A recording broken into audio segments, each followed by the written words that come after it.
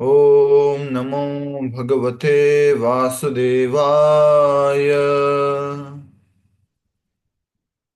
ओम नमो भगवते वासुदेवाय।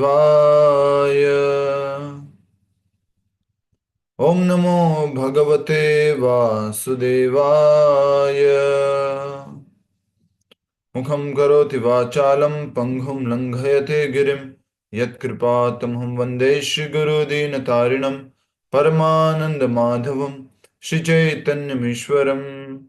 नारायणं नमस्कृत्यं नरं चैव नरोत्तमं देवीं सरस्वतीं व्यासं ततो जयमुदीरयेत्। नष्टप्रायेषु भद्रेषु नित्यं भागवत सेवया भगवती उत्तमश्लोके भक्तिर्भवति नैष्टिकी।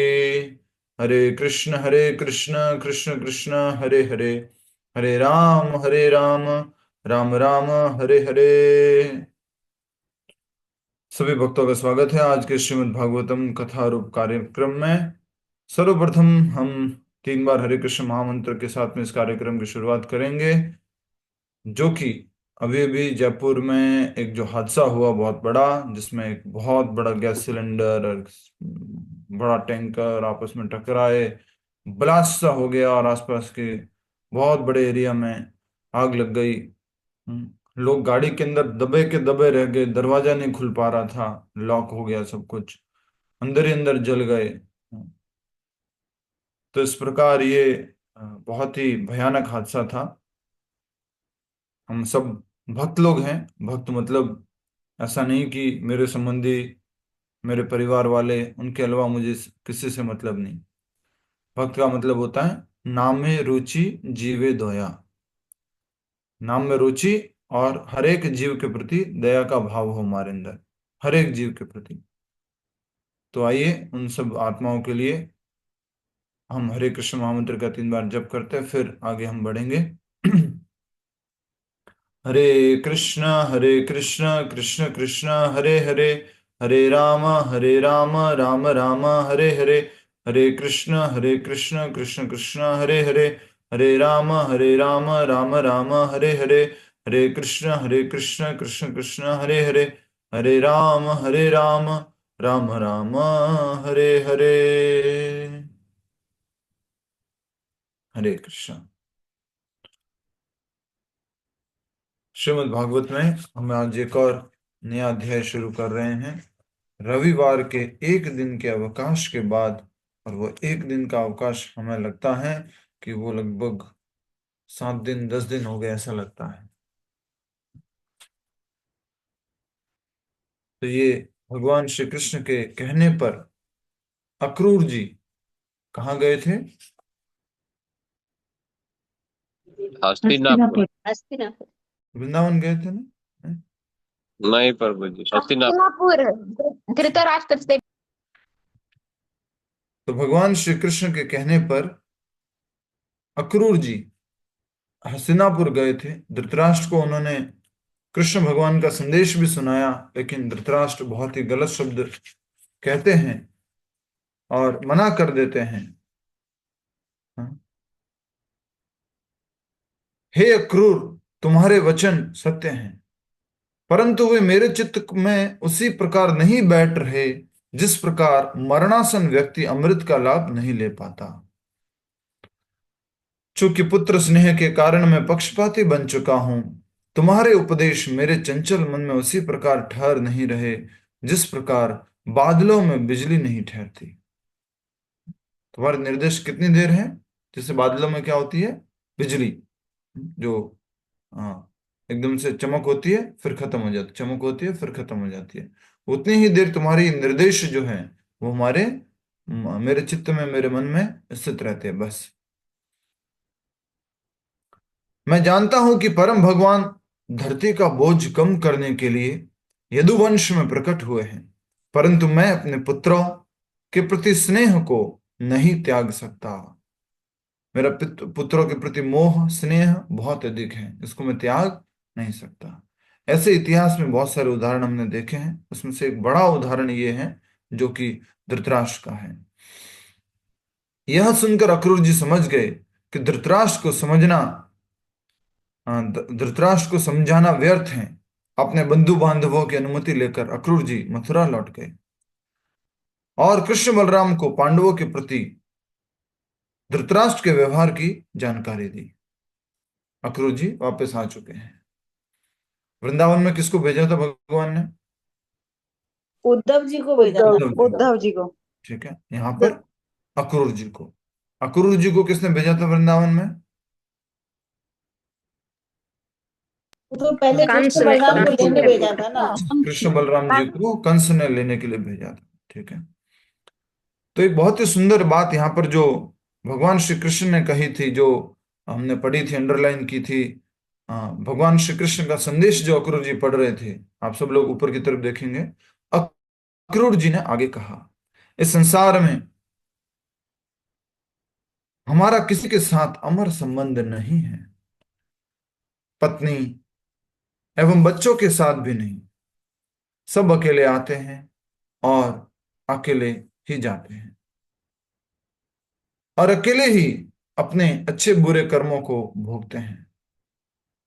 केवल मूर्ख व्यक्ति ही अपने जीवन एवं परिवार को पोषने के लिए पापाचार करता है और अधर्म द्वारा संपत्ति अर्जित करता है, परंतु अंत में ये सब उसे छोड़ देते हैं और वह अपने पाप की गठरी लिए अकेले ही नरक को जाता है। इसमें हमने अच्छे से समझा था, थोड़ा सा भजन टाइप भी गाया था, याद आया आपको? नहीं याद आया? ठीक है, याद दिला देते हैं। अरे प्रभु जी, मेरा कोई न सहारा बिन तेरे, गोपाल सावरिया मेरे। ठीक बात है। एक और जो हमने मैन्युफैक्चर किया था वो बताया था ना, अपना बनाए हैं वो गाए थे।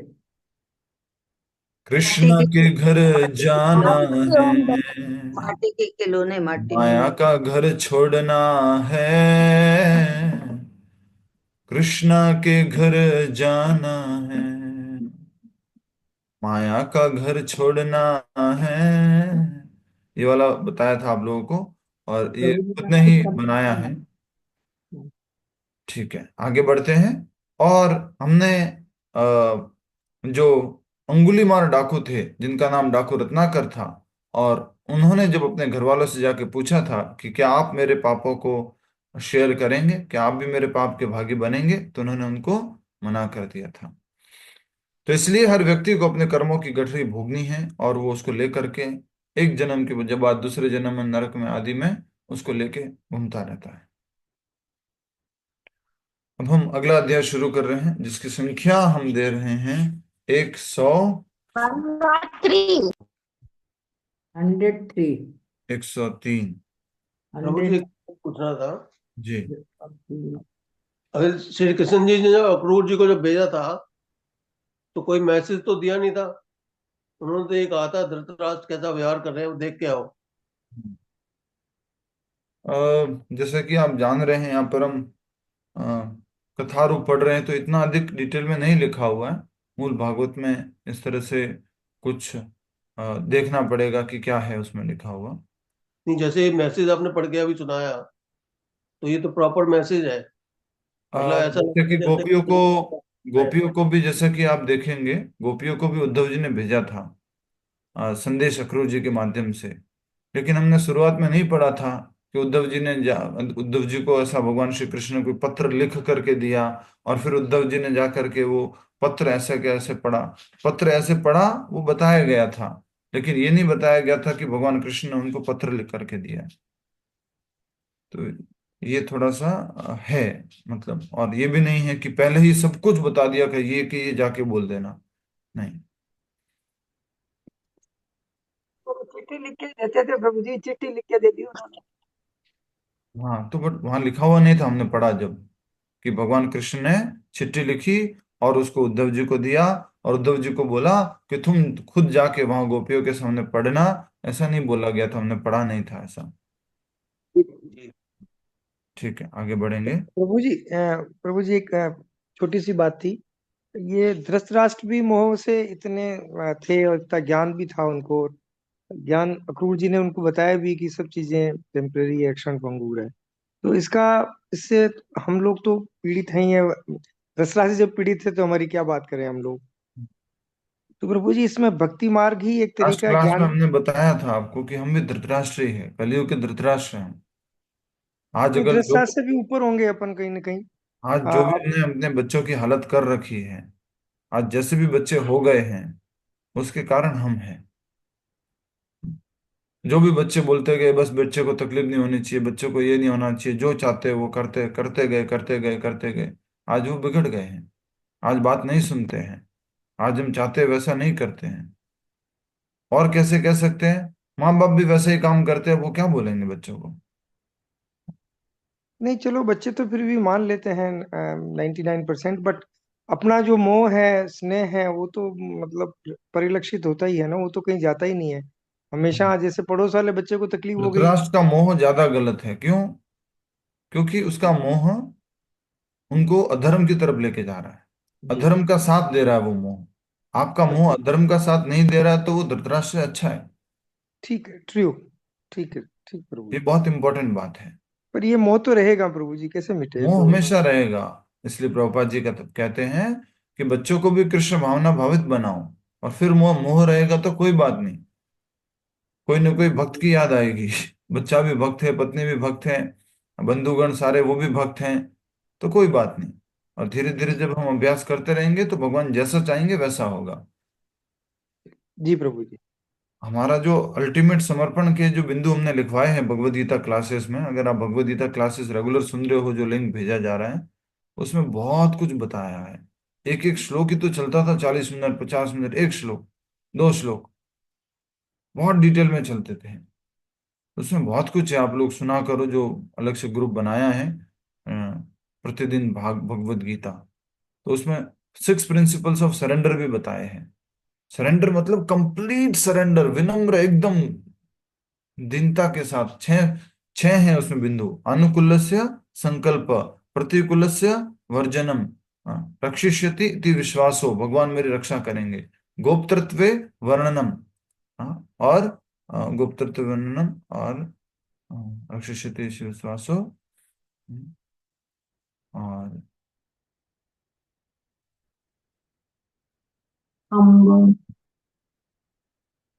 क्या, आत्मनिक्षेप कार्पण्य सद्विधा शरण। आत्मनिक्षेप, और लास्ट में है कार्पण्य। किसने बताया? आरती मिश्रा प्रभु जी, हरे कृष्णा। आरती मिश्रा वीडियो। माता जी, हरे कृष्ण। श्री लेखा के नाम से ज्वाइन है आप, वेरी हाँ, नाइस, हरि बोल। हरे तो कृष्णा। अनुकूल से संकल्प, जो सरेंडर जो होता है ना, समर्पण, मैंने तो समर्पण कर रखा है, तो उसके क्या क्या बिंदु हैं? जो अनुकूल है उसको स्वीकार करना, जो प्रतिकूल है उसको तिरस्कार करना, जो हमेशा ये मन में रखना कि मेरे रक्षक कौन है, भगवान श्री कृष्ण है, मेरी अवश्य रक्षा करेंगे, मेरी भक्ति की अवश्य रक्षा करेंगे। और तीसरा है कि भगवान मेरे मेंटेनर है, गोप्तृत्व वर्णनम, अर्थात कि भगवान मेरा हमेशा पालन करेंगे, पालन करता वो है। मेरे ये जो, मैं अगर उम्र हो गई है तो ये सोचो मेरे बच्चे पालन करेंगे, मेरे वो पालन करें, पालन करने वाला एक ही है, भगवान श्री कृष्ण। और फिर आत्मनिक्षेप, पूर्ण रूप से हमेशा भगवान की इच्छाओं के साथ अपनी इच्छा को मिला करके समर्पण कर देना। लास्ट वाला बिंदु है कार्पण्य, अर्थात पूरा विनम्र, मैं कुछ भी नहीं हूं, कुछ भी नहीं हूं मैं। नाम जब सदा सर्वदा कैसे होगा? आज भी एक प्रभु जी जो हैं वो बता रहे थे, एक हमारे मंदिर में आए हुए थे एक व्यक्ति, उनको बता रहे थे कि हमेशा हमेशा के लिए नाम जप कैसे हो सकता है। वो बोल रहे थे उनको, आप 16 घंटे जप करो, 5 घंटे जप करो। जो भी 2 माला 4 माला 8 माला कभी कभी कर लेते हैं, उनको बोल रहे थे 5 घंटे जप करो, 8 घंटे जप करो, 12 घंटे जप करो। तो उसमें वो बता रहे थे कैसे संभव है, जब हमारे अंदर दीनता का भाव आएगा। चैतन्य महाप्रभु ने क्या बोला है? न, सॉरी, चैतन्य महाप्रभु का जो श्लोक है, तृणादपि सुनीचेन तरोरिव सहिष्णुना, अमानीन मान देना, कीर्तनीय सदा हरि। ये 8 श्लोक आपको याद करने हैं। ये श्लोक याद कर लो फटाफट मेरे साथ में। तृणादपि सुनीचेन तरोरिव सहिष्णुना, अमानीन मान देना, कीर्तनीय सदा हरि। हमेशा हमेशा कौन कीर्तन कर सकता है? हमेशा हमेशा किसको भगवान की याद आ सकती है? जिसको पूर्ण रूप से भगवान के ऊपर समर्पण है। जिसको अपनी शक्तियों के ऊपर, अपने शरीर पर, अपनी इंद्रियों पर, अपने परिवार वालों पर, किसी पे भरोसा नहीं है, मात्र भगवान पे भरोसा है, वो ही हमेशा भगवान को याद कर सकता है।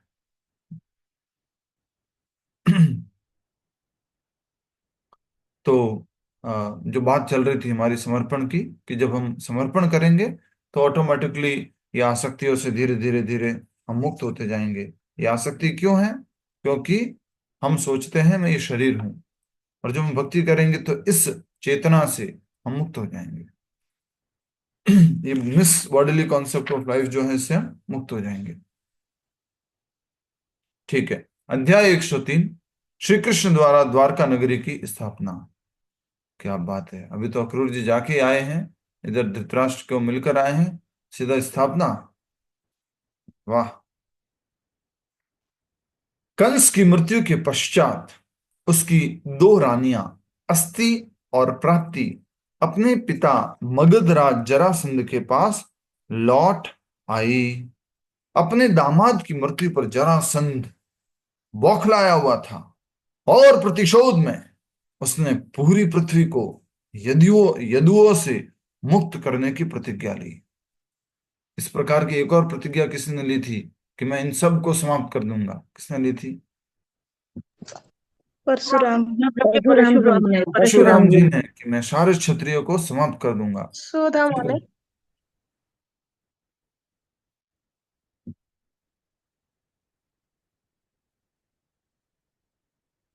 अपने दामाद की मृत्यु पर जरासंध बौखलाया हुआ था, और प्रतिशोध में उसने पूरी पृथ्वी को यदुओं से मुक्त करने की प्रतिज्ञा ली। इस विचार से उसने 23 अक्षौहिणी सेना, एक अक्षौहिणी सेना में 21,800 और 80 सैनिक पर 870 870, ओके 870 हाँ, 21,870 सैनिक हाथी पर एक अक्षौहिणी में, 21,800 79 क्या क्या नंबर रखा है इन लोगों ने भाई। 70 फिर 79 79। हाँ, रथी अथा रथ के ऊपर 64,500 सॉरी 65,000 ओके ओके ओके, माफी, थोड़ा नहीं आता है थोड़ा। 65,610 घुड़सवार तथा 1,09,350 पैदल सैनिक होते हैं। एक अक्षौहिणी सेना के बारे में बताया जा रहा है। हाँ, तो कितनी ऐसी सेना लेकर के? 23 अक्षौहिणी सेना लेकर के मथुरा पर चढ़ाई कर। टोटल कितने सैनिक हो गए? सैनिक सैनिक काउंट करे तो करो जल्दी से। रथ वाले, हाथी वाले, और घुड़सवार और पैदल। 2,18,709। 2,18,709। 709। क्या बात, व्यापारी है ना आप? ठीक। कि पहले से काउंट कर रखा था? पहले से कर रखा था। ठीक।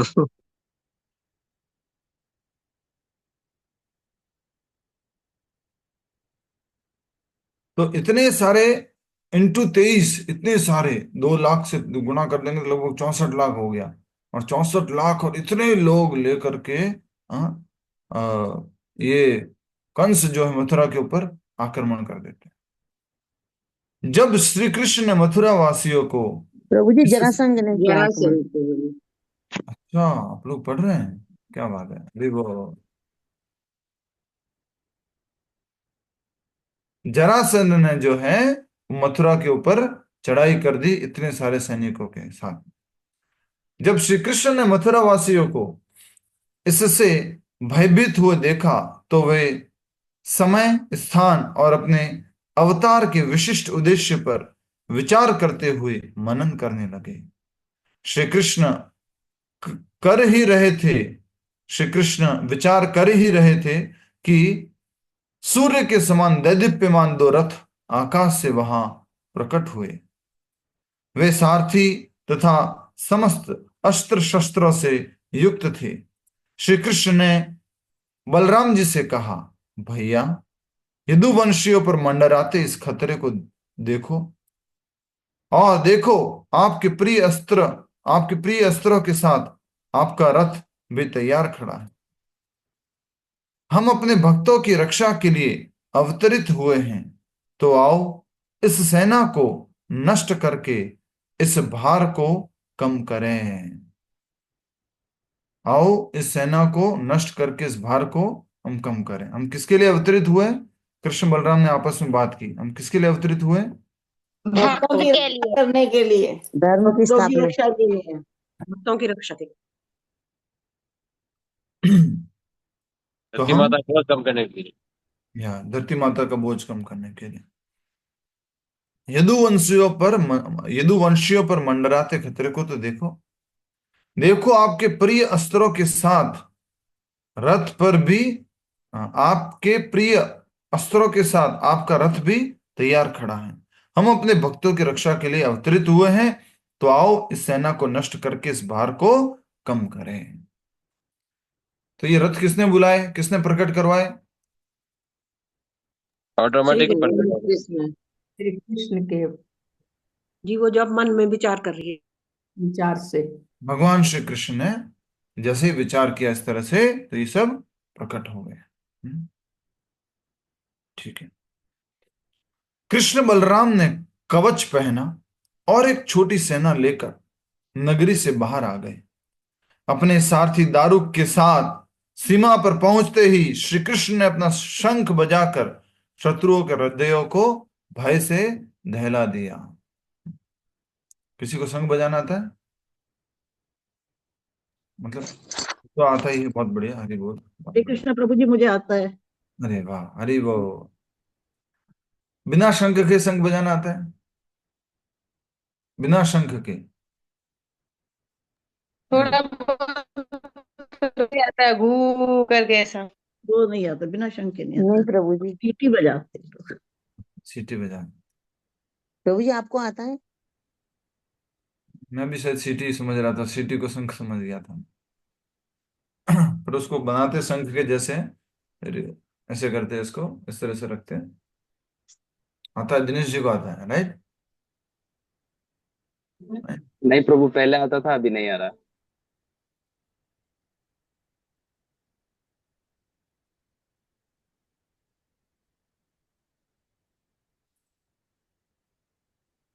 इस तरह से बजा सकते हैं। पर ये बजा सीटी, नहीं प्रभु जी, हाँ, बजा नहीं। आवाज तो आई नहीं प्रभु जी। वो क्या है, जूम में शायद वो सेटिंग हो रखी है इस तरह से। लास्ट टाइम भी वो हमने जो योगा मेडिटेशन डे का जो प्रोग्राम किया था, उसमें भी हमने बैकग्राउंड में बढ़िया साउंड लगा रखा था, पर आप तक पहुंचा ही नहीं वो। और हम तो उसी भाव में बोल रहे थे, वो साउंड ऐसा लगा हुआ था ना, उसी तरह से बोल रहे थे, आंखें बंद कीजिए, आंखें खोलिए। हमारे को तो समझ में आ रहा था। तो आप आप ऐसे ही ऋषि मुनि जैसा लग रहे थे, एकदम योगी जैसे।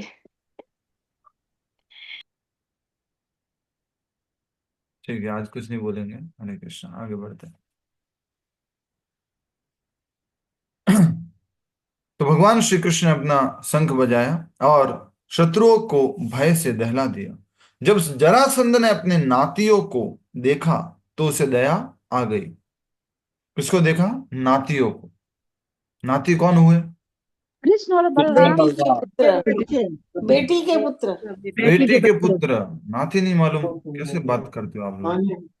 खुद के इतने 4-4 5 नाती और बोलो नाती नहीं मालूम। नहीं, टैबलेट तो नहीं। बेटी के बेट। हाँ, ध्यान रखो, आसपास अगर बात कर रहे हो, कुछ कर रहे हो, तो माइक ऑन मत किया करो, या नेटवर्क ठीक नहीं है तो माइक मत ऑन किया करो। अभी कोई बोल रहे थे टैबलेट ले ही नहीं ले ही। हाँ, ठीक है। जब जरासंध ने अपने नातियों को देखा तो उसे दया आ गई। कृष्ण को संबोधित करते हुए उसने कहा, अरे पुरुषाधम, अपने मामा को मारने वाला पुरुषों में सबसे अधम। तुमसे युद्ध करना मेरे लिए अपमान की बात है, क्योंकि तुम क्षत्रिय नहीं हो। अपने परिजनों के हत्यारे, चले जाओ यहां से। फिर उसने बलराम जी से कहा, हाँ बलराम, यदि तुम्हारे अंदर साहस है तो तुम मुझसे युद्ध कर सकते हो, या तो मेरे बाणों से हताहत होकर तुम स्वर्ग प्राप्त करोगे अथवा मेरा वध करोगे। यह सुनकर भगवान श्री कृष्ण ने उत्तर दिया, सच्चे वीर केवल डींगे नहीं हाँकते, वे युद्ध करके अपनी बहादुरी दिखाते हैं। हम चिंताग्रस्त तथा मरने को तैयार व्यक्ति की बातों का बुरा नहीं मानते। वाह, क्या बोल दिया? हम चिंताग्रस्त और मरने को तैयार व्यक्ति की बातों का बुरा नहीं मानते। जिस प्रकार वायु सूर्य को बादलों से ढक देती है, जरासंध ने अपनी विशाल सेना से श्री कृष्ण को घेर लिया।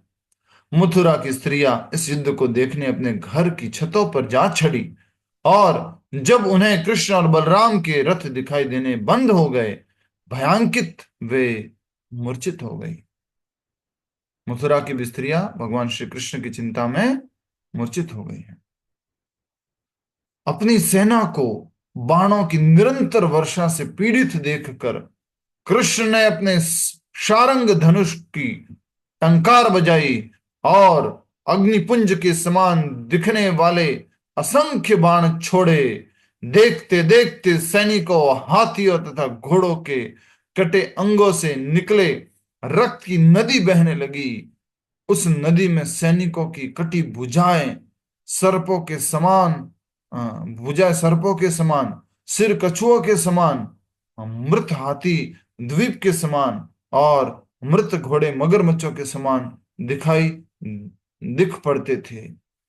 योद्धाओं के कटे हाथ पैर मछलियों के समान, बाल समुद्री घास, धनुष लहरों, रथों के पहिए भंवर तथा उनके खंडित आभूषणों से निकले रत्न रंग बिरंगे पत्थरों के समान दिख रहे थे। भगवान ने एक ही बार में अपने सारंग धनुष को बाहर निकाला। तो भगवान कृष्ण के धनुष का नाम क्या है? सारंग। भगवान श्री कृष्ण के सारथी का नाम क्या है? दारुक। दारुक। दारुक। दारुक। थैंक यू माता। तो इस प्रकार से भगवान श्री कृष्ण ने अपने सारंग धनुष की टंकार, जो उसकी डोरी होती है, उसको खींचा प्रत्यंचा को, और उसको इस तरह से जोर से छोड़ा कि उसमें से ध्वनि प्रकट हुई, उसमें से असंख्य बाण निकले और अग्निपुंज के समान दिखाई दे रहे थे।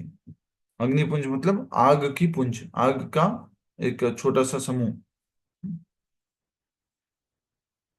यद्यपि जरासंध की विशाल सेना अथाह जान पड़ती थी, श्री कृष्ण के बाणों तथा बलराम जी की गदा प्रहारों से वह मानो बच्चों का खेल बनकर रह गई।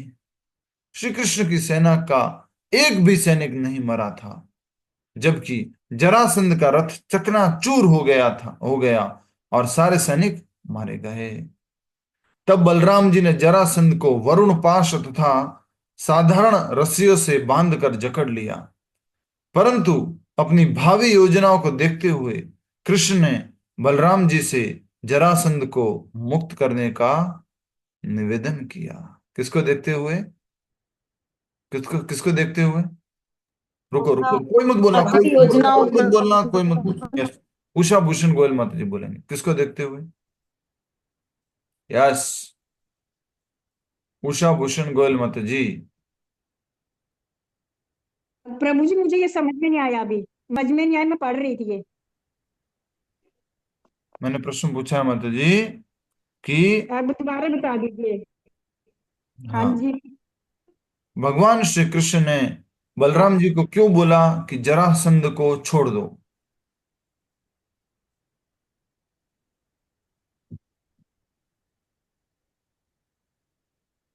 पढ़ो, यहां से जोर से पढ़ो। तब बलराम जी ने, यहां से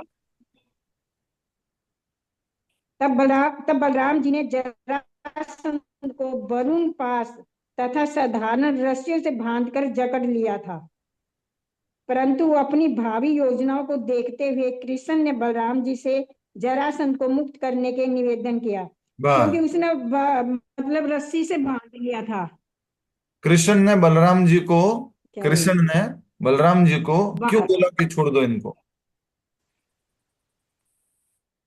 क्योंकि जरासंध को रस्सी से बांध लिया था, तब उन्होंने ये हाँ माता उत्तर जी, दिया बिल्कुल था। ठीक बात है, बांधा था तभी तो छोड़ेंगे, तो क्यों बोला छोड़ दो बांधने के बाद?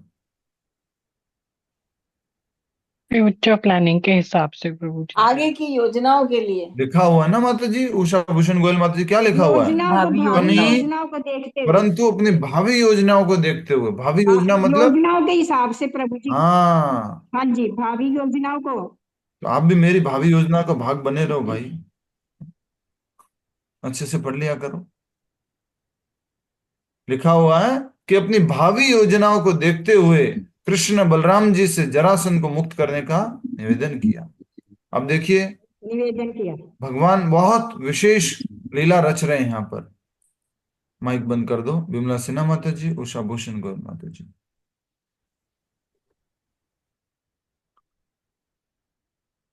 तो यहाँ पर भगवान श्री कृष्ण ने बलराम जी से निवेदन किया कि जरासंध को छोड़ दो।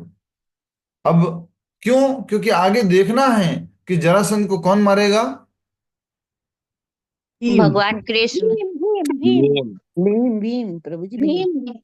अर्जुन के भाई भीम। जब उत्तर नहीं मालूम होता थोड़ा चुप रहते हैं। जब कीर्तन टीम में करताल बजाना नहीं आता तो बहुत धीरे बजाते हैं। जरासंध को आगे जाके भीम मारने वाले हैं। आगे जाके बहुत सुंदर लीला है जरासंध के साथ में, इसलिए भगवान ने जरासंध को बोल दिया, बलराम जी को बोल दिया जरासंध को छोड़ दो। जरासंध जैसे महान वीर के लिए यह अपमान मृत्यु से भी बदतर था। अपने राज्य लौटने की बजाय उसने घोर तपस्या करने का निश्चय किया। कोई बता सकता है कि भगवान ने इसी तरह का कुछ बोला है भगवत गीता में अर्जुन को?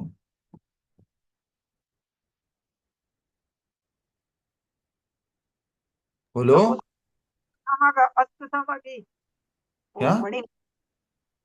मणि निकाल दी थी और उसको मुंडन करके भेज दिया था। माता जी भगवत गीता में, भागवतम का पहला उसमें है। भगवत गीता में, भगवत गीता में, अश्वत्थामा को क्या भगवत है? गीता में। हरे कृष्णा प्रभु जी ये बोला था कि युद्ध के लिए तैयार हो, युद्ध करो क्षत्रिय होने के नाते, नहीं तो अपयश को नहीं प्राप्त नहीं, ये होगे। तो युद्ध करने, नहीं नहीं, ये नहीं। प्रभु जी किस संदर्भ में पूछ रहे हैं आप? जो लिखा हुआ उसी तरह का भगवत गीता में भगवान कृष्ण अर्जुन को बोलते हैं। करने के लिए आप भेजते हैं। अपमान वाली चीज की बात कर रहे हो जी बताइए। कि क्षत्रिय के लिए वो अपमानजनक होता है कि वो युद्ध ना करे, और स्टार्टिंग में चैप्टर 2 में प्रभु जी ये है कि क्षत्रियों के लिए जिसने बहुत यश प्राप्त कर रखा है उसके लिए अपयश जो है मृत्यु से भी भयानक है। सेम बात यहाँ पे अर्जुन अर्जुन क्या कह रहा था कि मैं लड़ाई नहीं करूंगा, मैं युद्ध भूमि छोड़ के चला जाऊंगा। तो भगवान ने क्या कहा उसको? भगवान ने कहा कि फिर तुम्हारा अपयश होगा, लोग क्या कहेंगे, ये तो भगोड़ा था, ये तो युद्ध से भाग गया, ये तो कमजोर था, कायर था। तो तुमने तो यश प्राप्त कर रखा है, किस रूप में? कि महान गांडीवधारी अर्जुन, और तुम जो है अगर ऐसे युद्ध छोड़ दोगे तो ये अपयश, जो अपमान है, जिसने यश प्राप्त कर रखा है उसके लिए अपयश तो मृत्यु से भी बुरा है। यही बात जरासंध के लिए थी, क्योंकि जरासंध बहुत ही ताकतवर शक्तिशाली राजा था, और जरासंध जैसे महान महान वीर के लिए यह अपमान मृत्यु से भी बदतर था। अपने राज्य लौटने की बजाय उसने घोर तपस्या करने का निश्चय किया, परंतु जंगलों की ओर जाते समय उसे मार्ग में अपने मित्र मिल गए और उन्होंने उसे घर लौटने के लिए मनाते हुए कहा, यदुओं से तुम्हारी पराजय तुम्हारी दुर्बलता के कारण नहीं हुई है, यह तो तुम्हारी किसी पूर्व कर्म, यह तो तुम्हारे किसी पूर्व कर्म का अटल परिणाम है। का लिख दीजिए, पूर्व कर्म का, यह तो तुम्हारे किसी पूर्व कर्म का अटल परिणाम था। इसलिए हताश मत हो और पुनः कृष्ण पर आक्रमण करने की तैयारी करो। धृतराष्ट्र क्या कर रहा था, सॉरी ये क्या नाम है, जरासंध क्या कर रहा था? छोड़ करके अब छोड़ो, अब युद्ध छोड़ो, तपस्या करेंगे, कुछ साधना करेंगे, और फिर जो है इस साधना के मार्ग में आगे बढ़ेंगे, तपस्या के मार्ग में। लेकिन कुछ दोस्त ऐसे होते हैं, अरे कोई बात नहीं यार, एक बार तो हार होती है, कोई बात नहीं, ठीक है, वो कर्मों में लिखा हुआ तो एक बार हो गया, लेकिन जीत तो तेरी पक्की है भाई। ऐसे दोस्त थे। ध्यान से समझिएगा। तो ऐसे दोस्त अच्छे हैं बुरे हैं? बूढ़े लड़ाई के लिए उत्सुक उत्सुक करते रहते हैं, लड़ाई करो और लड़ाई करो। तो कह रहे हैं वो तो आराम से जाकर के अपनी तपस्या करने वाले थे, लेकिन ये इनके दोस्त मिल गए। उन्होंने कहा, यदुओं से तुम्हारी पराजय तुम्हारी दुर्बलता के कारण नहीं हुई है, यह तो तुम्हारे किसी पूर्व कर्म का अटल परिणाम था। अटल मतलब जो नहीं टल सकता। इसलिए हताश मत हो और पुनः कृष्ण पर आक्रमण करने की तैयारी करो। निराश हो जरासंध घर लौट आया और देवतागण कृष्ण बलराम पर पुष्प वर्षा करने लगे। वाह, हरि बोल। मथुरावासी दोनों को बधाई देने के लिए नगर से बाहर निकल आए और गाजे बाजे के साथ पेशेवर गायक उनका विजय गान करने लगे। वाह, क्या बात है। सड़कों पर सुगंधित जल का छिड़काव किया गया और चारों ओर उत्सव का वातावरण छा गया। सब नागरिक उल्लसित थे और सर्वत्र वैदिक मंत्रों की गुंज सुनाई पड़ती थी। प्रेम पूर्वक कृष्ण बलराम को निहारते हुए स्त्रियां उन पर फूलों की पंखुड़ियों पंखुड़ियों दही, अक्षत, चावलों तथा नवांकुरित घास की बौछार करने लगी। तब कृष्ण और बलराम ने महाराज उग्रसेन को युद्ध भूमि से एकत्र किए बहुमूल्य आभूषण आदि भेंट दिए। ठीक है, उग्रसेन महाराज को, मथुरा के राजा। इस प्रकार जरासंध ने 17 बार मथुरा पर आक्रमण किया। 17 बार, एक बार नहीं, 2 बार, 17 बार। और हर बार उसका एक एक सैनिक मारा गया, कोई भी नहीं बचा। हमारे राजस्थानी में बोलते थे सुपड़ा सांप, क्लीन एकदम। हर बार जरासंध को यदु राजकुमारों ने बंदी बनाया और उसी प्रकार अपमानित करके छोड़ दिया। और अपमानित में क्या क्या किया था उसके, याद करो, किसी को याद आ रहा है? महाभारत। यस, प्रियंका सिंह माता जी को याद आ गया, वेरी नाइस। सर मुंडवा दिया था उसने। मुंडवाया नहीं था पूरा, थोड़े थोड़े बाल यहाँ से निकाले, यहाँ से थोड़े से निकाले। बाल छोड़ दिए थे। हाँ। हाँ। जब जरासंध ने 18वीं बार आक्रमण किया, उसी समय मथुरा की दूसरी ओर से काले यवन नामक एक यवन राजा ने भी अपने 3, पढ़ा नहीं जा रहा आगे, 3 करोड़ सैनिकों के साथ मथुरा पर चढ़ाई कर दी। 3 करोड़, 64 लाख तो इसने किया था। 64 लाख थे, 64,000। हाँ, 64 लाख। 50,30,307। 50 लाख। प्रभु आपने कितना टोटल बताया था? 32 कुछ बताया था। गलत करो। 2,18,709। वो एक अक्षर होनी थी प्रभु जी। ठीक है, मैंने गलत काउंट किया था, मैंने गलत। इंटू 23 करो ना। 23, 23, 40, 46, मैंने गलत काउंट किया था। 50,30,307 आता है। बिल्कुल ठीक बात है प्रभु जी, मैंने उसको ना कितना बोलेंगे, 36, 33 समझ लिया। इस तरह से मैंने 64 बोला। ठीक है, तुम बात कर रहे थे कि 50 लाख के लोगों की सेनाओं के साथ उसने 17 बार आक्रमण किया। अच्छा, एक बात बताओ कि इतनी सेना हर बार होगी तो कितने लोग होंगे? बहुत ज्यादा लोग।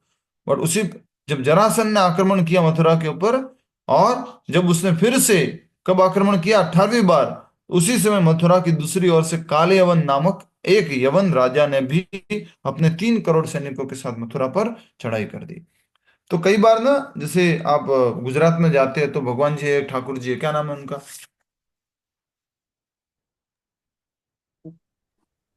रणछोड़।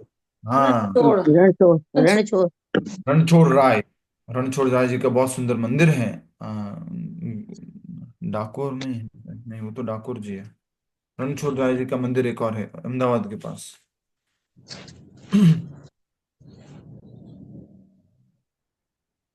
श्रीलेखा होता जी माइक बंद रखे। धन्यवाद। एक समय यदुवंश के कुल पुरोहित, ये रणछोड़ जी का मंदिर डाकोर में ही है क्या? डाकोर में तो डाकोर जी है, नहीं, डाकोर में ही है प्रभु। अच्छा डाकोर में ही है, डाकुर में ठीक ही है, है प्रभु जी। कंफ्यूज हो गया। हाँ। तो भगवान जी जो है, धन्यवाद राजेंद्र जी। तो एक समय यदुवंश के कुल पुरोहित गर्गाचार्य के बहनोई ने उन्हें नपुंसक कहकर उनकी निंदा की। किसको?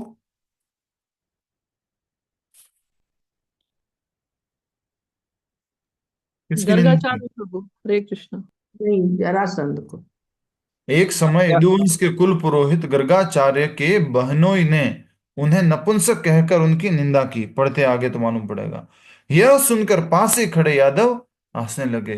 यह देखकर गर्गाचार्य क्रोधित हो गए और एक ऐसे पुत्र की प्राप्ति हेतु दक्षिण दिशा की ओर चले जो यादवों को आतंकित कर सके।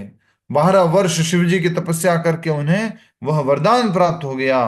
कुछ समय पश्चात जब यवनों के निसंतान राजा ने गर्भ होने का वरदान मांगा तो आचार्य ने राजा की पत्नी के गर्भ से काले वन को जन्म दिया। इस बालक में भगवान रुद्र के समान। तो किसने किसका मजाक उड़ाया था, आप बोल सकते हैं? गर्गाचार्य के बहनोई ने प्रभु जी गर्गाचार्य को बुलाया। गर्गाचार्य जी का मजाक उड़ाया बहनोई ने। एक समय यदुवंश के कुल पुरोहित के बहनोई ने गर्गाचार्य जी को नपुंसक कहा ना प्रभु जी? बहनोई ने अपने यस मतलब जो कि उनकी ठीक है, संतान। यस यस यस यस, ठीक है। तो गर्गाचार्य की बहनों ने उनको नपुंसक कहा तो उन्होंने तपस्या की और एक पुत्र प्राप्त, क्या करें, यदुवंश को खत्म कर सके, सॉरी यादवों को खत्म कर सके, क्योंकि यादव हंसने लग गए थे वहां पर। उनको फिर एक राजा थे, यवनों के राजा, निसंतान राजा ने के पुत्र होने का, गर्गाचार्य से पुत्र होने का वरदान मांगा तो आचार्य ने राजा की पत्नी के गर्भ से काले वन को जन्म दिया। तो मैं ये रणछोड़ जी की बात ये बोल रहा था कि जनरली हम ये सोचते हैं कि भगवान रण छोड़ के भागे, क्योंकि उनकी लड़ाई किसके साथ हो रही थी? जरासंध के साथ। जरासंध से भगवान डर करके भाग गए, इसलिए उनको रणछोड़ जी कहते हैं। ऐसा हमने जनरली सुना है, लेकिन वास्तव में कथा क्या है अब हम समझेंगे। एक समय अपना कोई प्रतिद्वंद्वी न मिलने पर काले वन ने नारद मुनि से पूछा, पृथ्वी पर सर्वाधिक शक्तिशाली राजा कौन है? नारद मुनि द्वारा यादवों का नाम बताए जाने पर वह मथुरा पर आक्रमण करने पहुंच गया। कौन है शक्तिशाली राजा? जरासंध। काल्यवन। कृष्ण बलराम के ऊपर मथुरा पे आया ना वो। तो क्या बात करते हो माता जी, क्या नाम है इनका? हाँ? वंदना गुप्ता जी प्रभु जी। लूंगा मैं, आप आगे समझ जाइए। मथुरा पर आक्रमण हुआ तो वहां आ गया। मथुरा पर आक्रमण होंगे तो राजा कौन? उग्रसेन। नारद मुनि द्वारा बताए जाने पर वह मथुरा पर पहुंच गया। कौन? काले वन, क्योंकि उनको कोई नहीं मिला, ऐसा कहते हैं। शायद ये भी ऐसा ही था, दीवारों से लड़ और पत्थर गिरा, ऐसे कुछ, और मिलता ही नहीं था युद्ध करने के। नारद मुनि प्रभु से जी आपका आवाज डिलेट हो रही है। हरे कृष्ण कृष्ण कृष्ण हरे कृष्ण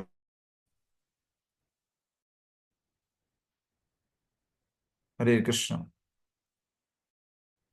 हरि बोल, हरे कृष्ण कृष्ण कृष्ण हरे। ठीक हो गया प्रभु जी।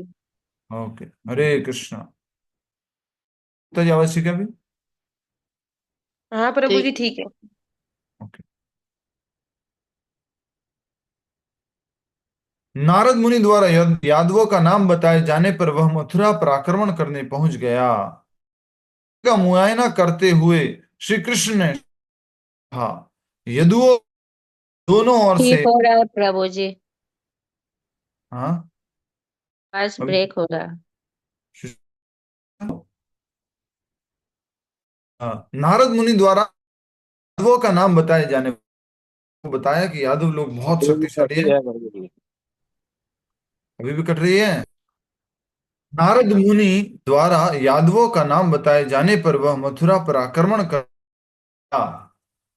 परिस्थिति का मुआयना करते हुए श्री कृष्ण ने श्री बलराम से कहा, यदुओं को दोनों ओर से खतरे ने घेर लिया है।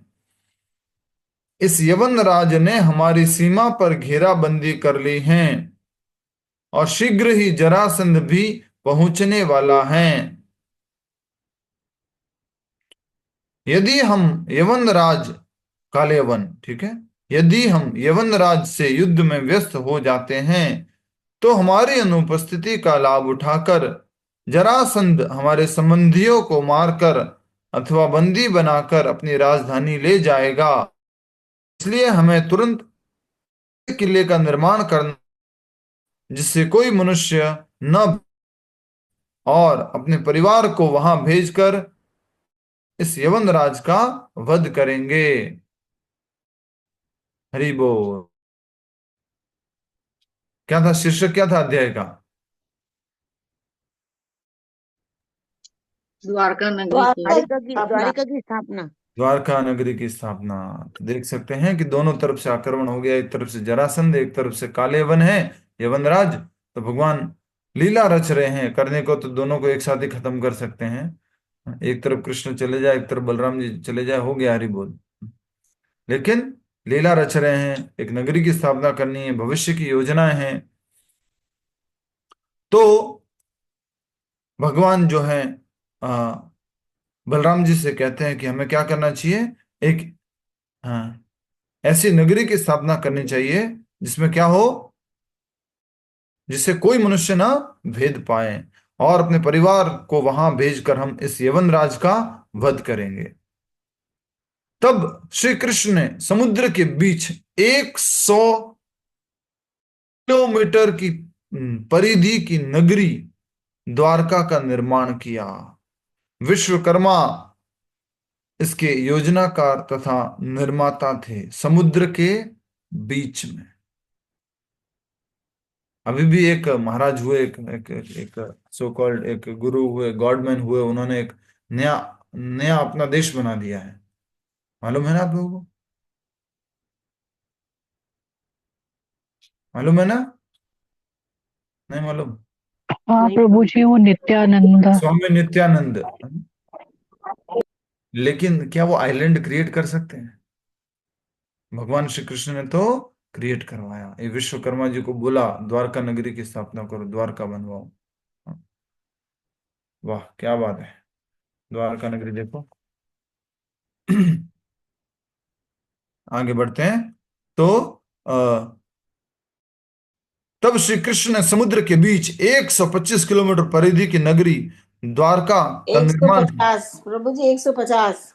सॉरी 50 है प्रभु जी। जी माता जी, यस सॉरी। समुद्र के बीच 150 किलोमीटर परिधि की नगरी द्वारका का निर्माण किया। विश्वकर्मा इसके योजनाकार तथा निर्माता थे। वह नगरी चौड़े रास्तों तथा भव्य उद्यानों से युक्त थी। वहां बगीचों में स्वर्ग से लाए पेड़ पौधे रोपे गए थे। प्रमुख द्वारों पर बने स्वर्णिम गुंबद आकाश चूम रहे थे।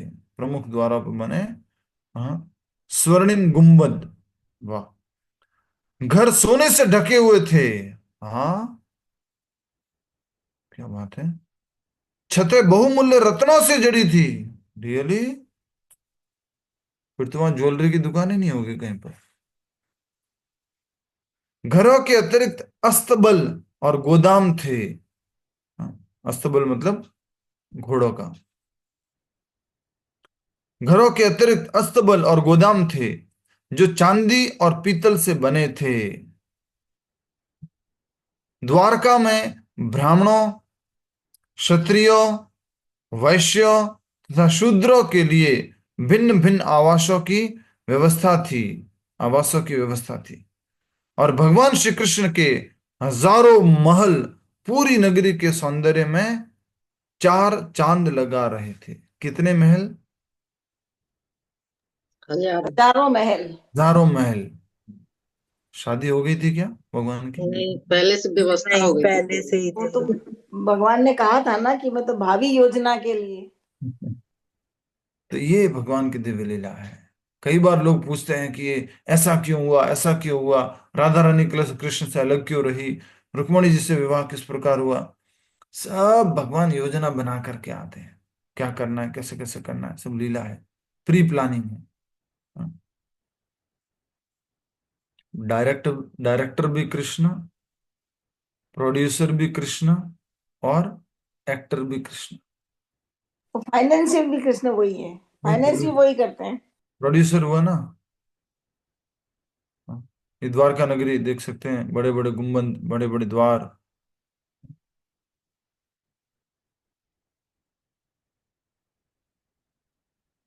बहुत सुंदर। हरि बोल, श्री द्वारिका धाम की जय।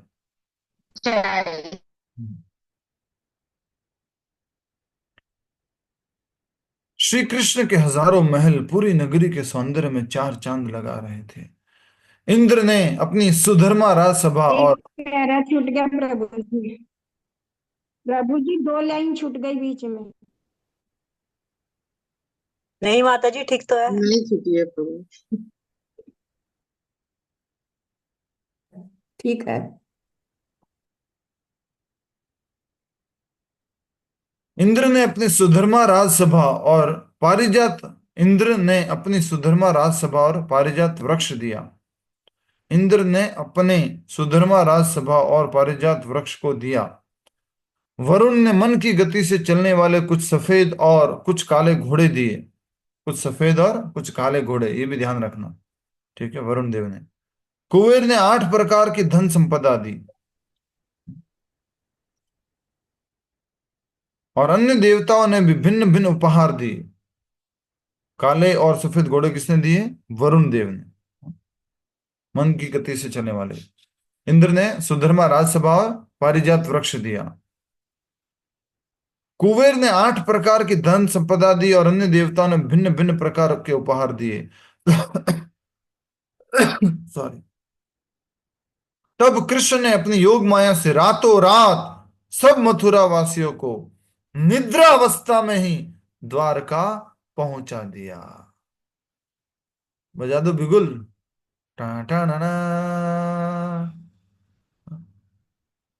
रातों रात सो रहे थे, अगले दिन कहां पर गुड मॉर्निंग? द्वारका में। समुद्र के बीच में। समुद्र के बीच द्वारिका नगरी। सोचो, एंड पे पहुंचा दिए।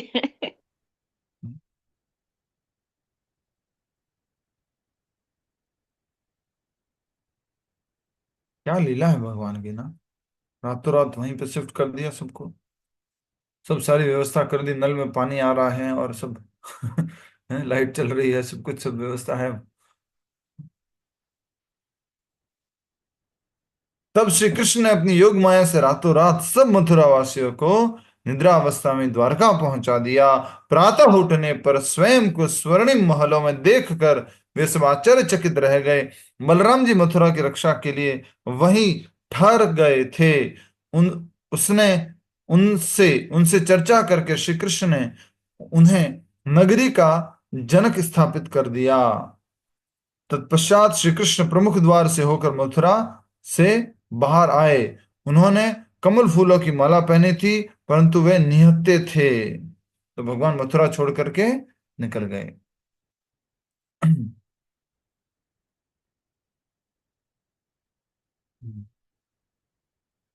ये थोड़ा सा समझ में नहीं आया, थोड़ा मदद कीजिए।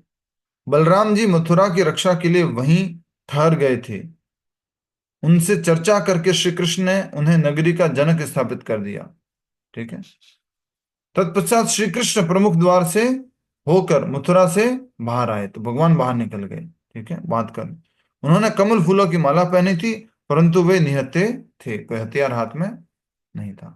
कोई बताएगा द्वारका का अर्थ क्या होता है? द्वारका, द्वारिका, क्या अर्थ होता है Dwarika? The meaning of Dwarika, Dwarka. Mathura की स्थापना किसने की थी? याद करो, किसी को याद आ रहा है? मथुरा की स्थापना किसने की थी? शत्रुघ्न।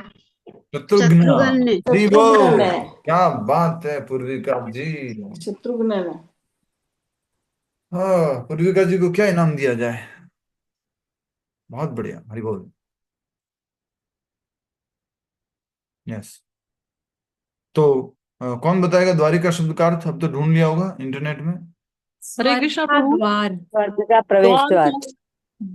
यस, अर्चना माता जी। वो राज्य जिसमें द्वारों का राज। प्रभु जी कोई भी दरवाजे नहीं थे उसके अंदर, हाँ, एक द्वार। मुख्य द्वार के अलावा। प्रभु जी स्वर्ग का पूर्व द्वार है। हाँ, स्वर्ग का द्वार प्रभु जी। नहीं नहीं, श्री कृष्ण के हृदय का द्वार। अरे वाह वाह वाह वाह। हाँ, प्रभु जी कहते हैं कि द्वारिका में कोई दरवाजे ही नहीं थे, केवल एक मुख्य द्वार था और अंदर कोई दरवाजा ही नहीं था द्वारिका में। काश प्रभु जी आज तो भी वो अनेक द्वारका द्वारों होती वाला प्रभु जी, रहता हम है। देख पाते। आप जाओगे ना अभी द्वारका जाओगे तो वो आजकल पनडुब्बी अंदर जाती है देखने के लिए, आप जा सकते।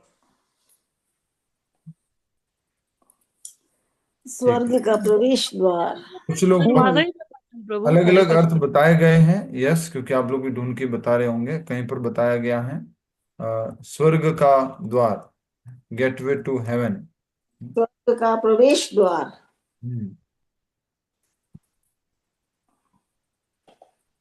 और कुछ अर्थ होता है कि द्वार का, जहां पर द्वार नहीं है। एक ही द्वार है प्रभु जी, एक द्वारका का मतलब है केवल एक द्वार वाला शहर, ऐसी नगरी जिसमें केवल एक ही द्वार हो, एंट्रेंस का हो, कोई और द्वार ही नहीं था उसके अंदर। द्वार एका, एक ही द्वार जिसमें हो। जी माता जी, तो अलग अलग इसका वो निकाला जाता है, अर्थ निकाला जाता है। स्वर्ग का प्रवेश द्वार या एक ही द्वार। ठीक है, तो हम महामंत्र का जप करना शुरू करेंगे। भगवान श्री कृष्ण द्वारका नगरी भी बना ली, और हम लोग इसके बाद इसके कथन को, इसके प्रवचन को श्रवण किए। सोचिए, भगवान वहां से निकले थे वृंदावन से, इतनी सारी लीलाएं की, यहाँ पर फटाफट कंस को मारा। नेक्स्ट उग्रसेन जी को राजा बनाया, फिर जरासंध के साथ युद्ध किया, काले बनाया, और भगवान फिर सीधा द्वारका नगरी की स्थापना कर लेते हैं। हरे कृष्णा प्रभु जी। हरे कृष्ण माता जी, बोलिए। प्रभु जी, एक मेरी मासी की लड़की है, बहुत दिन से, बहुत साल से, पता नहीं 3-4 साल से बेड पे है।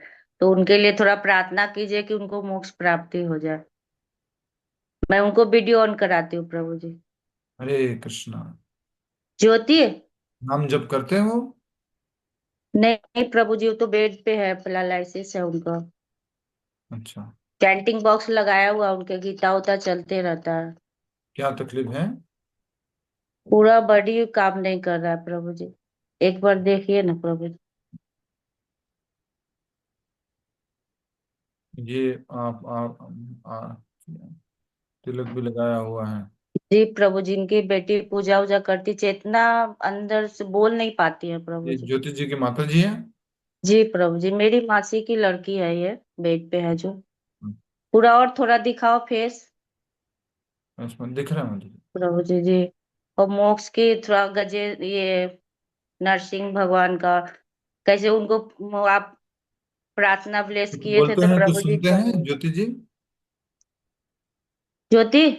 कुछ बोलते हैं, सुनते हैं? माइक, ज्योति। माइक अनम्यूट करके बोलिए ज्योति जी। नहीं है, आँख खोली हुई है। ज्योति म्यूट करो। आँख खुली हुई है। आँख खोली है लेकिन सुन पाती है, लेकिन बोल नहीं पाती है प्रभु जी। तो सुनाई देता है? जी प्रभु जी। ठीक है, बहुत बढ़िया, भगवान कृपा करें और ये बार बार कष्टों से मुक्त हो। देख सकते हैं हम सब लोग भी इसी प्रकार कुछ न कुछ कष्टों में पहुंचने वाले हैं समय के साथ में। नमस्ते नरसिंहाय प्रह्लाददायिने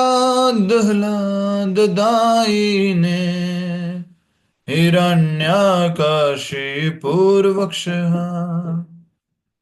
शिलटङ्कनखालये इतो नरसिंहा परतो नरसिंहा यतो यतो यामि ततो नरसिंहा बाहे नरसिंहा हृदये नरसिंहा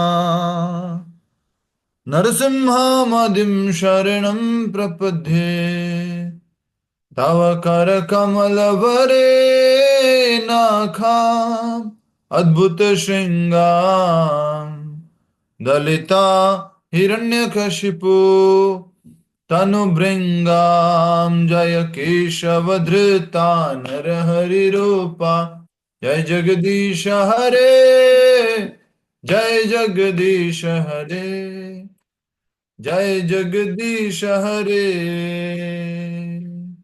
जय विघ्न विनाशाय जय नरसिंहदेव विघ्न विनाशाय जय नरसिंहदेव जय भक्तवत्सला जय नरहरि भक्तवत्सला जय नरहरि जय लक्ष्मी नरसिंह जय अनंत देव लक्ष्मी नरसिंह जय अनंत देव जय प्रहलाद नरसिंह जय प्रहलाद नरसिंह प्रहलाद नरसिंह जय प्रहलाद नरसिंह जय जय प्रभुपाद प्रभुपाद प्रभुपाद प्रभुपाद नित्य गौर हरि बोल हरि बोल हरि बोल हरि बोल।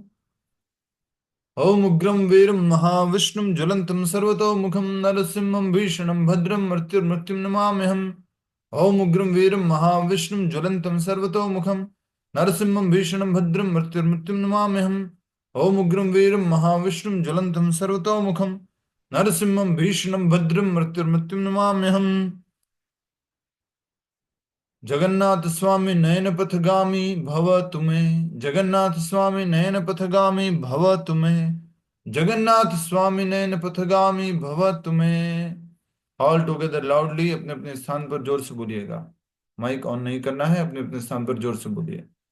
हरे कृष्णा कृष्णा कृष्णा हरे हरे हरे राम राम राम हरे हरे हरे कृष्णा कृष्णा कृष्णा हरे हरे हरे राम राम राम हरे हरे हरे कृष्ण कृष्ण कृष्ण हरे हरे हरे राम राम राम हरे हरे। श्री राधा वृंदावन चंद्र भगवान की जय। सर्वरक्षक विघ्न विनाशक प्रहलाद नरसिंह देव भगवान की जय। हरे कृष्ण महामंत्र की जय। जगत गुरु श्रील प्रभुपाद की जय। निताय निताय गौर प्रेमानंद। हरे हरे बोल। उस समय भगवान की आयु लगभग प्रभु जी 18 ईयर्स यहाँ पे रहे थे। मैंने अभी भेजा था ना उस ग्रुप में, एग्जैक्टली भी भेजा हुआ, आप लोग देख सकते हैं। वैसे तो ये 18 या 21 वर्ष कुछ है, आप देख सकते हैं। मैंने उसमें ग्रुप में एक भेजा है उनका लाइफ साइकिल पूरा, उसमें जो एज के अनुसार क्या क्या किया उसमें ग्रुप में है, देख के। मतलब 10 इयर्स तक रहे प्रभु जी वहां मथुरा में। 11+10 लगभग, या 7 साल और रहे। 11 वर्ष की आयु में वो मथुरा पहुंचे, उसके बाद में वहां पे इतना समय लगभग रहे।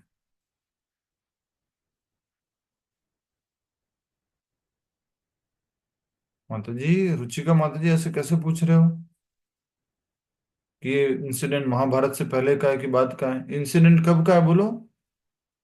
भारत से पहले का है प्रभु जी। पहले का है, शादी पहले का भी नहीं है। हुई है बहुत उनकी, पहले तो का है, रुक्मणी विवाह भी बहुत नहीं हुआ पहले है। का। प्रभु अभी जी तो ये लिस्ट के हिसाब से अभी वो तो लिस्ट के हिसाब से हरे कृष्ण बोलिए बोलिए। लिस्ट के हिसाब से 32 वर्ष 15 से 32 वर्ष की आयु में जरासंध ने प्रतिवर्ष 18 आक्रमण किए। तो रुक्मणी विवाह 32 वर्ष में हुआ, तो इन बिटवीन कहीं पे हुआ लिस्ट में जो लिखा। 18 बार आक्रमण किए तो 15 वर्ष से तो लेकर 15 to 32 के बीच में 18 बार ही करा, तो ये 17 टाइम्स तो इस वाले में हो गया। तो 32 वर्ष की आयु। ओके। 32 वर्ष पे रुक्मिणी 32 विवाह हुआ, तो उससे थोड़ा पहले कुछ होगा। 20+ तो पक्का है इसका मतलब। हाँ, नहीं तो 17 बार आक्रमण किया तो शादी तो हुई नहीं अभी तक, हम्म। तो 32 के बाद होना चाहिए फिर तो। गूगल पे तो प्रभु जी तो 28 द्वारका साल तो दिया पहले हुआ है। बनाना, हाँ, द्वारका नगरी तो 28 पहले बनाई ना। हाँ, द्वारका नगरी, यस, 17 बार आक्रमण के बाद बनाई है। ओके। हाँ जी। तो एक साल पहले। हाँ तो प्रभु जी प्रभु जी 32 ईयर्स में जब उनकी प्रभु शादी जी हुई है जो भेजा था ना, रुक्मणी से, तो इसका मतलब 32 ईयर्स के आसपास ही होंगे ना। प्रभु जी हरे बोल, कृष्णा, इंदिरा मवाड़िया माता जी बोलिए। है ना, इसमें लिखा है कि जरासंध द्वारा प्रतिवर्ष 18 बार आक्रमण 15 से 32 वर्ष के अंदर। यस माता जी, वही हम सुन रहे थे अभी, यही बात कर रहे थे। हाँ, ठीक है। 18 बार किया है। जी जी। Okay, Hare Krishna. Hare Krishna. Thank you, अच्छा प्रश्न पूछा आपने माता जी, धन्यवाद। तो लगभग 32 वर्ष के आसपास की आयु है भगवान की, ना तो 18, ना 21। ठीक है। प्रभु जी मुझे एक बात समझ नहीं भगवान आ रही। शादी 32 वर्ष के बाद ही किए हैं क्या 32 वर्ष बाद शादी? क्या शादी? हाँ, हाँ, तो उम्र अधेड़ होने के बाद किया है। प्रभु जी जब ये सारा महाभारत का युद्ध खत्म हो गया, सब कुछ खत्म हो गया, फिर ये जो यशोदा मैया थी और नंद बाबा, फिर ये कैसे गए प्रभु वहां पे, मतलब गोलोक धाम? ये कैसे, मतलब कैसे इनका वो हुआ प्रभु जी? धीरज रखो, आगे आने वाला है सब। ठीक है प्रभु जी। या एक और प्रभु जी एक मेरा मतलब, समाधान, हाँ, मेरे को समझ नहीं आ रही है। जरासंध के नाती कृष्ण बलराम जी कैसे थे? जरासंध की बेटी के तो बेटे नहीं है ये कृष्ण बलराम जी, जरासंध के नाती, जरा ये मुझे समझा देंगे। हमने तो बोला नहीं कि जरासंध की नहीं, नाती है कृष्ण। जरासंध के नाती ये थोड़ी थे। जरासंध ने अपने नातियों को देखा तो उसे दया आ गई। मथुरा में जो लोगों को देखा उनके ऊपर दया आ गई। प्रभु जी कंस की बहन थी ना देवकी, और कंस जो था वो उनका दामाद था, तो उनकी उनकी देवकी के बेटे थे, तो कंस के एक तरह से वो हुए ना, नाती तो हुए जरासंध के। कंस के जो पुत्र हैं वो जरासंध के नाती हुए, और कंस देवकी का भाई था, इसलिए नाती तो लगे भगवान उनके। ठीक है, ठीक है। दामाद की हाँ, बहन, दामाद की प्रभु बहन के जी बच्चे दामाद के सही है बच्चों की माता तरह जी। बराबर हो गए ना। प्रभा जी शुक्रिया। प्रभु जी थैंक हाँ, यू।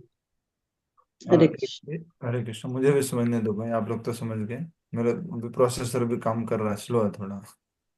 तो कंस आपका। की कंस और देवकी जो है भाई बहन है, वो हाँ भी जी। सगे भाई बहन नहीं है पर भाई बहन है। और कंस जो था उसके उसको जो पत्नियां थी वो जरासंध की बेटियां थी। बेटियां थी। बेटियां थी। तो अ, कंस के जो पुत्र आदि हुए वो उनके नाती लगे। नाती हुए हैं। हाँ, उसी प्रकार देवकी के पुत्र आदि भी कंस के नाती लगे। नाती हुए नहीं, कंस के नहीं, जरासंध के। हाँ, जरासंध के नाती। जरासंध जरासंध के नाती। देवकी जरासंध की के। माँ कौन है? हाँ, देवकी की माँ का नाम? मतलब जी अभी तो ढूंढना पड़ेगा। अरे वो कंस की बहन है पहले तो कंस हाँ, क्लास खत्म हुई। पहले पढ़ा था हमने। नहीं आओ। पहले पढ़ा था प्रभु जी। हाँ, देख लेते हैं, ये थोड़ा थोड़ा बहुत रिसर्च कर लिया करो, हमें भी देखना ही पड़ेगा, हमें भी याद तो है नहीं। देवकी's father name was Devaka, the younger brother of Ugrasena, the king of Mathura. Devaki is Aditi, प्रभु जी देवकी की माता जी का नाम का अदिति Aditi. था। Devaki is said to be an माता का नाम इनकारनेशन लिखा है।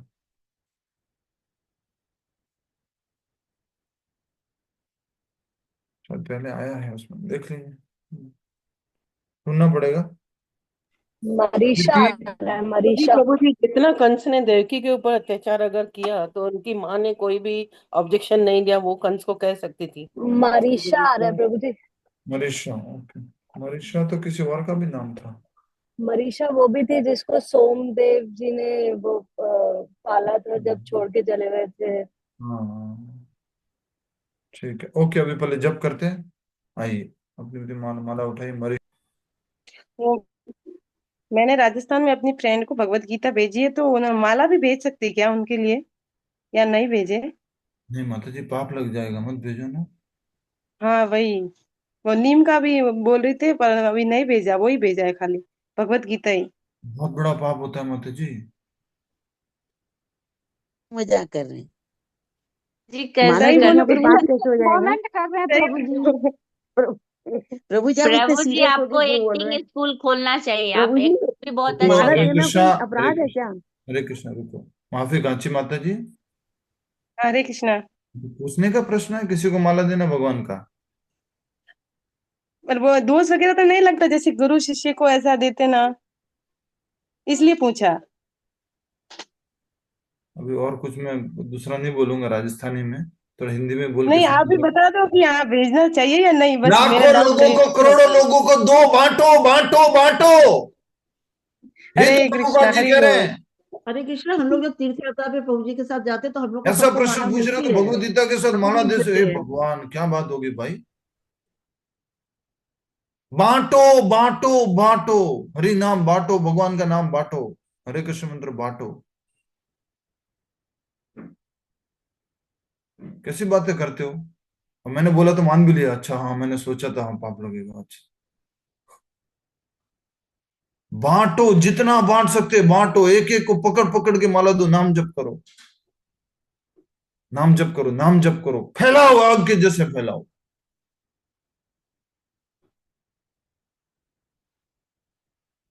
प्रभुपाद जी के समय जिस प्रकार बुक डिस्ट्रीब्यूशन होता था, उसी तरह वापस होना है, उसी तरह से वापस हरे कृष्ण महामंत्र का प्रचार होना है। सबको माला बांटनी है, मंत्र कार्ड बांटना है। जो भी आता है दुकान पे, ऑफिस में, घर में, कोई भी आता है, कभी भी कुछ भी आता है, सबको माला गिफ्ट। माला जप किया कर। सर जप ಮಾಡ್ತೀರಾ ಇಲ್ವಾ, ಮಾಡ್ತಿಲ್ಲ ಮಾಡಿ, ಇವತ್ತಿಂದ ಮಾಡಿ, ನವ ವರ್ಷ ಬರ್ತಾ ಇದೆ, स्टार्ट ಮಾಡಿ, नया वर्ष शुरू हो रहा है, शुरू कीजिए। ऐसा करके बोलो, कुछ कुछ बहाना बोल करके शुरू करना। आपका जन्मदिन है, शुरू करो। आपका शादी का सालगिरह, शुरू करो। आपका घर नया बना है, शुरू करो। नया साल आ रहा है, शुरू करो। कुछ भी बोल करके बस जप शुरू करवाओ। बहुत बढ़िया होता है, जप करो। नए साल में करने से बढ़िया होता है, पूरा जीवन अच्छा निकलेगा। कुछ कुछ बोलो, प्रचार करो। जा रहे देखो तारे कहो कृष्ण उपदेश, ये न के न प्रकार है ना, मन कृष्ण निवेश है। उसको निवेश करना उनके मन में कृष्ण को, जैसे तैसे करके।